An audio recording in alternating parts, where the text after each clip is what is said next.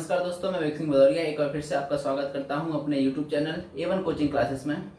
आज की क्लास में हम क्लास 10th के मैथ्स का चैप्टर 8 ट्रिग्नोमेट्री को पढ़ने वाले हैं। ठीक है, हमें पढ़ना है इंट्रोडक्शन ऑफ ट्रिग्नोमेट्री। आज की क्लास में हम इसका इंट्रोडक्शन पढ़ेंगे। ठीक है, क्लास 10th के लिए MP और CBSE बोर्ड दोनों के लिए ही इम्पोर्टेंट है। ठीक है, चैप्टर 8 और चैप्टर 9 जो है वो दोनों ही ट्रिग्नोमेट्री से रिलेटेड हैं और दोनों से ही अच्छे मार्क्स कैरी करते हैं दोनों ही एग्जाम्स में। तो हम सबसे पहले ट्रिग्नोमेट्री की अगर हम बात करें तो ट्रिग्नोमेट्री जो है ये ग्रीक भाषा का शब्द है ट्रिग्नोमेट्री। ठीक है, जो 3 वर्ड से मिलकर बना है, ट्राई, गॉन और मैट्रन।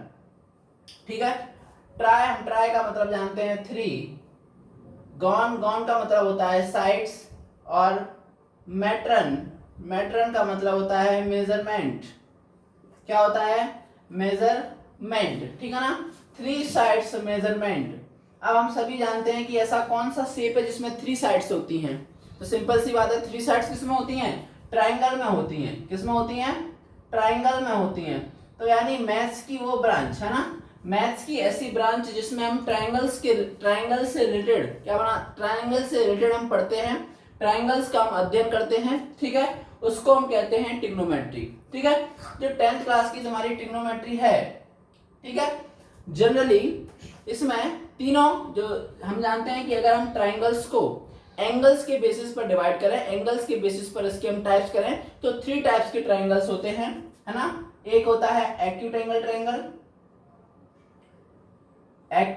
ट्राइंगल, दूसरा होता है राइट एंगल ट्राइंगल और तीसरा हम जानते हैं ऑब्ट्यूज एंगल ट्रायंगल। ठीक है ना, तो इसमें जो हमें पढ़ना है वो सिर्फ और सिर्फ राइट एंगल को पढ़ना है। किसको पढ़ना है? राइट एंगल को पढ़ना है। ठीक है, सिर्फ राइट एंगल को पढ़ना है। अब अगर हम देखें राइट एंगल अगर हम बनाते हैं यहाँ पर, तो इस ट्रायंगल है ABC और इसमें जो एंगल B है ये क्या है हमारा? एंगल B यहाँ पर राइट एंगल है यानी 90 डिग्री का है। जब ये एंगल राइट एंगल है 90 डिग्री का, तो हम सभी जानते हैं कि ट्रायंगल्स के तीनों एंगल्स का सम कितना होता है? 180 डिग्री होता है। ये 90 का हो गया तो ये दोनों बचे कितने हैं कि 90 डिग्री के बचे। तो यानी हम जानते हैं कि अगर राइट एंगल में ये वाला है, ये जो एंगल है हमारा, ये राइट एंगल है 90 डिग्री का है, तो बाकी के जो बचे हुए 2 एंगल होते हैं ये दोनों ही एक्यूट एंगल होते हैं। कौन से एंगल होते हैं? एक्यूट एंगल होते हैं, 90 डिग्री से कम होते हैं। ठीक है ना।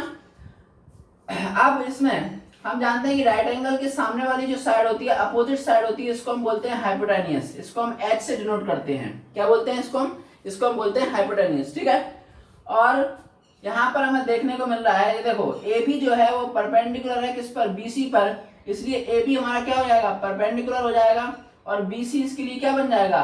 बेस बन जाएगा। इसको हम डिनोट करते हैं B से। लेकिन यहाँ पर तो हम राइट एंगल ट्रायंगल की बात कर रहे हैं, इसलिए यहाँ पर ये है। ठीक है, लेकिन हमें पता कैसे चलेगा कि कौन परपेंडिकुलर है और कौन बेस है? यहाँ पर तो हमें पता है कि AB जो है वो परपेंडिकुलर है BC पर, राइट एंगल बना रहा है। ठीक है, तो हमें पता कैसे चलेगा? बात जो और ट्रायंगल्स हमें मिलेंगे, ठीक है ना, हम उसके लिए देखते हैं। ये सीधी बात यह है कि अगर हमें बेस और परपेंडिकुलर को फाइंड करना है, सबसे पहले अगर हम बात करें राइट एंगल की, तो राइट एंगल की जो सामने वाली साइड होती है वो तो हाइपोटेन्यूस हो गई, उसका कोई दिक्कत नहीं है, वो सबके लिए सेम रहेगी। लेकिन अगर हम बेस और परपेंडिकुलर की बात करेंगे तो वो किसके रेस्पेक्ट में चेंज होते रहेंगे। तो समझो यहाँ पर अगर हम यहाँ पर इस एंगल C की बात करेंगे, किस बात की करेंगे? अगर हम इस एंगल C की बात करेंगे तो इस एंगल C, देखो अभी हम ट्रिग्नोमेट्रिक रेशियोज को पढ़ेंगे जिसमें हम साइन, टेन, कॉट, कॉस, सेक और कोसेक को पढ़ेंगे। ठीक है ना, ये ट्रिग्नोमेट्रिक रेशियोज है जिनको हमें पढ़ना है। ठीक है, अगर हम इनके साथ में इनका हम जब एंगल निकालेंगे, मान लो हमें साइन C निकालना होगा। क्या निकालना होगा? साइन C निकालना होगा। जब हमें ट्रिग्नोमेट्रिक रेशियोज निकालने होंगे यानी ट्रिग्नोमेट्रिक एंगल्स निकालने होंगे, यहाँ पर मुझे एंगल निकालना होगा, एंगल C निकालना होगा। तो क्या करना पड़ेगा मुझे? तो ये करना पड़ेगा कि सीधी बात यह है कि फिर बेस और परपेंडिकुलर है वो क्या होंगे, कैसे चेंज होंगे? तो ऐसे चेंज होंगे, मान लो एंगल C यानी मुझे साइन C निकालना है। क्या निकालना है? साइन C निकालना है। हम जानते हैं, अभी मैं बताऊंगा कि कैसे ट्रिग्नोमेट्रिक रेशियोज हम निकालते हैं। ठीक है, कौन परपेंडिकुलर अपॉन हाइपोटेन्यूस होता है, कौन परपेंडिकुलर अपॉन बेस होता है, कौन बेस अपॉन हाइपोटेन्यूस होता है। लेकिन फिर भी समझ लो तो हम जानते हैं कि साइन होता है हमारा वो परपेंडिकुलर अपॉन हाइपोटेन्यूस होता है, P अपॉन H होता है। ठीक है। तो जब साइन पी अपॉन एच होता है तो हमें पता कैसे रहेगा इसमें पी कौन है और एच कौन है, ठीक है। तो हाइपोटेन्यूज का तो हमें पता है कि राइट एंगल के सामने वाली साइड हाइपोटेन्यूज है, लेकिन बेस और परपेंडिकुलर का पता कैसे चलाओगे, तो वो कैसे पता चलेगा कि जिस एंगल की बात करता है उस एंगल का जो एडजेसेंट साइड होती है, उस एंगल के साथ जो साइड, यानी जिस साइड के साथ एंगल बन रहा होता है वो होता है हमारा बेस। तो देखो अगर मैं एंगल सी की बात कर रहा हूं तो एंगल सी, ठीक है, किसके साथ मिला के इस लाइन सीबी के साथ बना रहा है एंगल, तो इसलिए बेस इसका क्या हो जाएगा, बी हो जाएगा, और ये हो जाएगा परपेंडिकुलर। वहीं इसके जस्ट उल्टे अगर मैं साइन ए की बात करूंगा, किसकी बात करूंगा, अगर मैं साइन ए की बात करूंगा, इस वाले एंगल की मैं बात करूंगा, तो इस वाले एंगल के लिए बताओ क्या होगा। तो इस वाले एंगल के लिए मैंने बताया कि किस साइड के साथ ये एंगल बन रहा है, यानी इस एंगल की जो एडजेसेंट साइड है, ठीक है, ये ए बी है, तो इसलिए यहाँ पर इसके लिए जो बेस होगा वो कौन होगा, इसके लिए ए बी बेस बन जाएगा, और सी बी जो होगा या बी सी जो होगा वो क्या बन जाएगा, परपेंडिकुलर बन जाएगा। तो इसलिए हमें ये चीजें बस याद रखनी है कि कब जब हम अलग अलग एंगल निकालेंगे, ए निकालेंगे, सी निकालेंगे, जब अलग अलग एंगल्स की हम बात करेंगे, अलग अलग ट्रिग्नोमेट्रिक रेशियोज की बात करेंगे, तो बेस और परपेंडिकुलर कैसे एक दूसरे में चेंज होते रहते हैं वो हमें चेक करना पड़ेगा, ठीक है। अब हम देखते हैं आगे इसके, अब बात करते हैं हम ट्रिग्नोमेट्रिक रेशियोज की। तो मान लो ये ट्रायंगल है कोई, है ना, कोई राइट एंगल ट्रायंगल है हमारा ये ए बी सी, ठीक है, ये बी पर क्या है हमारा राइट एंगल है, ठीक है। अगर हम इसके ट्रिग्नोमेट्रिक रेशियो यानी सीधी सीधी बात है कि अगर हम इनकी साइड्स का रेशियो निकालें, किसका साइड्स का रेशियो निकालें, जैसे कि ए बी साइड है और ये क्या है बी सी, है ना, ये साइड है ए सी, ये साइड क्या है बी सी, ठीक है। अगर हम क्या करें इनकी साइड्स का अगर हम रेशियो निकालें, ठीक है, तो मैं निकालता हूं। सबसे पहले देखो मैं ले रहा हूं ए बी, ये वाली साइड ए बी अपॉन ये वाली साइड ए सी, ठीक है। हाँ पता है ये परपेंडिकुलर है, ये हाइपोटेन्यूस है, और ये क्या है तुम्हारा, ये है तुम्हारा बेस, ठीक है। तो जो ए बी अपॉन ए सी जो ट्रिग्नोमेट्रिक रेशियोज है, ठीक है, इसको हम क्या ले सकते हैं, ए बी की मैं ले सकता हूँ ये पी, इसको हम नोट करते हैं, यानी परपेंडिकुलर है, पी से नोट कर रहे हैं करते हैं, और ए सी यानी ये तुम्हारा है हाइपोटेन्यूस, ठीक है। तो ये हो गया तुम्हारा पी अपॉन एच, ठीक है। तो जो ट्रिग्नोमेट्रिक रेशियोज हैं यानी जो साइड्स के रेशियोज हैं उनको हम ऐसे लिखते हैं पी अपॉन एच, लेकिन ट्रिग्नोमेट्री में इनके अलग अलग नाम दिए गए हैं, इनको अलग अलग नाम दिए गए, ठीक है। तो जो पी अपॉन एच को नाम दिया गया है वो नाम दिया गया है साइन, क्या नाम दिया गया है, sine, S I N, sine, ठीक है। और हम देखते हैं अब ये साइन है, देखो पी अपॉन एच, तो हम दूसरा ऐसे लिख सकते हैं एच अपॉन पी, है ना, हम इसको ऐसे लिख सकते हैं, दूसरा क्या ले सकते हैं हम एच अपॉन पी, यानी एच को ऊपर और पी को नीचे। इसको हम क्या सकते हैं, इसको हम सकते हैं वन अपॉन साइन, क्योंकि हमें साफ साफ दिख रहा है कि ये क्या हुआ उल्टे हुए, तो इसके अपॉन में कुछ नहीं, तो इसके अपॉन में क्या वन, और जब इसको उल्टा करेंगे जब ये उल्टा हुआ है तो ये भी उल्टा होगा, ठीक है। इसको उल्टा करेंगे तो वन अपॉन साइन, जब ये वन अपॉन साइन हो गया, ठीक है। तो हम इसको ऐसे लिख सकते हैं, लेकिन ट्रिग्नोमेट्री में इसको भी अलग नाम दे दिया गया है, वन अपॉन साइन को लिखा है ट्रिग्नोमेट्री में, वन अपॉन साइन को हम कहते हैं कॉसेक, क्या कहते हैं कॉसेक, ठीक है। तो यहाँ से पता चल गया कि साइन और कॉसेक एक दूसरे के अपोजिट होते हैं, यानी हम यहाँ से कह सकते हैं कि sine equals to one upon cosec, या ये कह सकते हैं कि cosec equals to one upon sine, ठीक है। आगे चलते हैं, अब आगे अगर हम इस रेशियो को लें, इस रेशियो को, ठीक है, एच और बी का रेशियो लें अगर, ठीक है,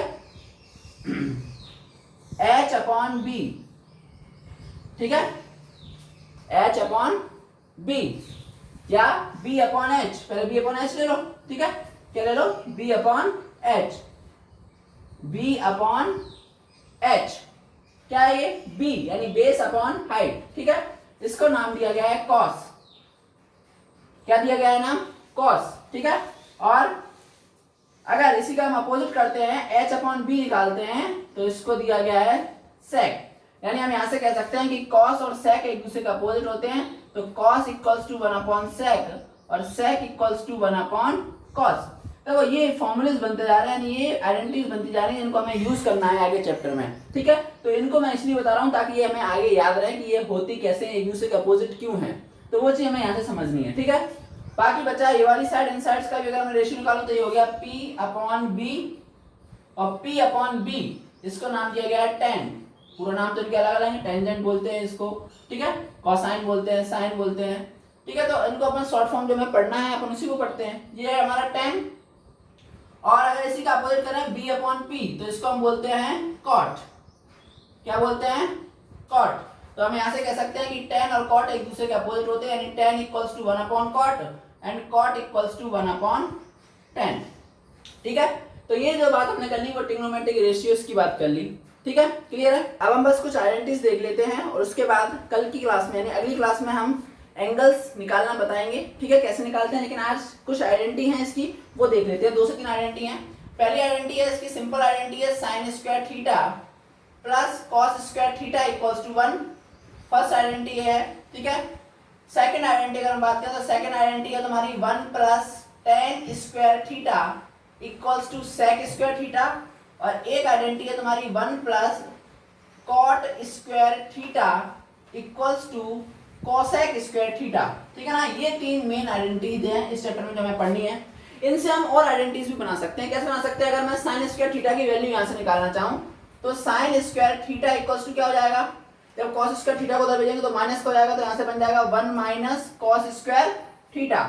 सिमिलरली अगर हम cos स्क्वायर थीटा को यहाँ पर रखें और sin स्क्वायर थीटा को उधर भेजें तो ये बन जाएगा 1 माइनस sin स्क्वायर थीटा।